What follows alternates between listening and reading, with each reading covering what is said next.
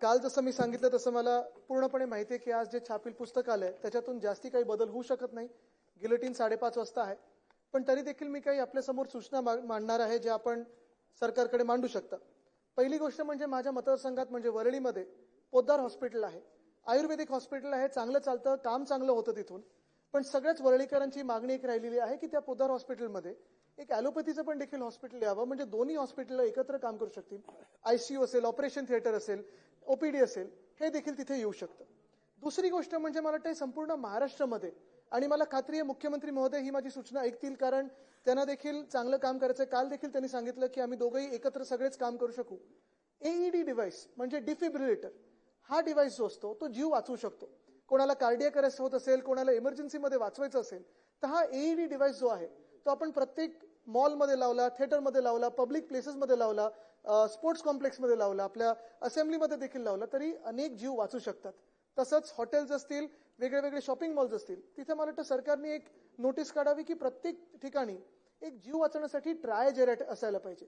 कारण आजकालच्या काळात आपण पाहतोय ॲम्ब्युलन्सला येण्यासाठी वेळ लागत असेल, ट्रॅफिक असतो, आणि आरोग्य खात्यातून बाब क्रमांक साधारणपणे 64 ते 78 वर बोलत 116 ते 206 वर बोलत असताना वाटतं हे फार महत्त्वाचे विषय.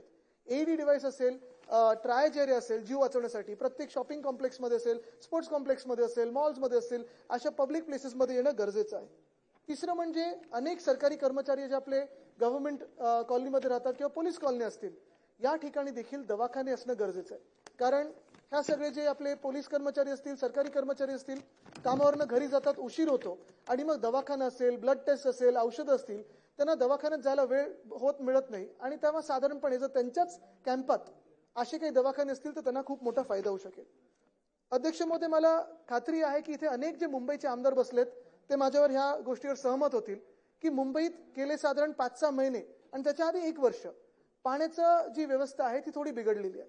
कधी गढूळ पाणी कोणाच्या वॉर्डमध्ये येतं, कधी पाण्याचा दाबच कमी असतो आणि मग टँकरचं पाणी लावायला लागतं. आणि ह्याचमुळे अनेक अशी उदाहरणं जिथे कोणाचं पोट बिघडतंय, काही आरोग्याचा प्रॉब्लेम होत आहे. तर सार्वजनिक आरोग्यात मला वाटतं पाणी हे फार महत्त्वाचं. आणि मुख्यमंत्री महोदयांनी आम्हा सर्व मुंबईच्या आमदारांची जर बैठक बोलवली आणि आम्हाला अवगत केलं की नक्की काय प्रॉब्लेम आहे ह्याच्यात, तर मला वाटतं आम्हाला सगळ्यांनाच ह्याचा फायदा होईल. कारण नागरिकांना आम्ही जे काही उत्तर देणं गरजेचं आहे ते देऊ शकू. नगर विकास खात्यात बाब क्रमांक 64 ते 78 मध्ये एक महत्त्वाचं आहे की वरळी शिवडी कनेक्टर, मला वाटतं सन्मान्य सदस्य अजय चौधरी साहेबांनी देखील हा विषय मांडलेला आहे. वरळी शिवडी कनेक्टर हा 2021 मध्ये सुरू झाला होता. 2022 पर्यंत 48% काम पूर्ण झालं होतं आणि 22 ते 24 फक्त पुढे 57% पर्यंत हे काम पोहोचलेलं आहे. मला वाटतं हा कनेक्टर जेव्हा आपण अटल सेतूकडे जातो कोस्टल रोडवरनं, वरळी शिवडी कनेक्टर हा एक फार महत्त्वाचा कनेक्टर बनतो. आणि वरळी शिवडी कनेक्टर फक्त वरळी शिवडीमध्ये नाही, तो वरळी मतदारसंघ, माहीम मतदारसंघ आणि शिवडी मतदारसंघ या तिन्ही मतदारसंघातून जातो. अनेक चाळी आहेत ज्या कदाचित विस्थापित होऊ शकतात. तर आम्हाला तिघांनाही म्हणजे तिन्ही सन्माननीय आमदार तिन्ही मतदारसंघाचे जर बोलवून आम्हाला अवगत केलं की नक्की कुठे आपल्याला काही दुरुस्ती करता येईल, कुठे आपल्याला चाळी वाचवता येतील, कुठे रस्त्याचा मार्ग बदलता येईल, मला वाटतं त्याच्यावर खरोखर सगळ्यांना फायदा होईल. पुन्हा एकदा आपल्या माध्यमातून नगर विकास खात्यासाठीच मुख्यमंत्री महोदयांकडे आवर्जून एक मी विनंती करत आहे, ते म्हणजे सेफ स्कूल्स. अध्यक्ष महोदय, जास्ती वेळ घेणार नाही मी, पण सेफ स्कूल कॉन्सेप्ट हा आम्ही आणलेला. गेल्या 2-2.5 वर्षात तो जरा मागे पडला, पण मला खात्री आहे की मुख्यमंत्री महोदय देवेंद्र फडणवीस साहेबांना हा कॉन्सेप्ट आवडेल. सोपा कॉन्सेप्ट आहे. एखाद्या शाळेचं 50 मीटरचा जो रेडियस असतो तो लहान मुलांसाठी बसमधून असेल, रिक्षामधून असेल, गाडीतून असेल, उतरून शाळेत जाण्यासाठी आणि परत त्यांच्या घरी जाण्यासाठी हा सेफ झाला पाहिजे, सुरक्षित झाला पाहिजे.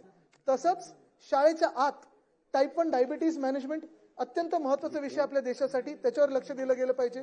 ऑप्थॅल्मॉलॉजी म्हणजे चष्मा लागलाय का, अनेक मुलांना साधारणपणे हे कळत नाही की आपल्याला चष्मा लागलाय. मला स्वतःला जेव्हा चष्मा लागला होता पहिले 2-3 महिने मला वाटतं तरी भुरकट दिसतंय, पुढे जाऊन जमिनीवर बसलं. नंतर जेव्हा टेस्टिंगला गेलो तेव्हा कळलं की चष्मा लागलाय.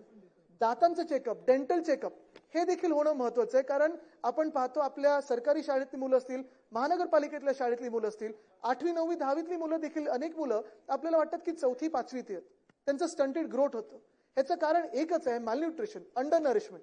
दात किडले तर आपण पौष्टिक खाणं जे असतं ते सोडून आईस्क्रीम किंवा ज्या गोष्टींनी दात दुखत नाहीत अशा गोष्टी खायला लागतो आणि पौष्टिक जे आहार आहे तो आपल्या पोटात जात नाही. तर ह्या काही गोष्टींवर, आणि अर्थात मेंटल चेकअप देखील, कारण अनेक मी पाहतो मुलं मुली अशा घरातून येतात जिथे डोमेस्टिक व्हायलन्स त्यांनी पाहिलेला असतो, किंवा अनेक ठिकाणी आपले पाहतो की आई वडील दोघेही कामावर असतात, घरी बोलायला कोणी नसतं. तर मला वाटतं ह्याच्यावर, ह्या सेफ स्कूल्सवर काम झालं पाहिजे.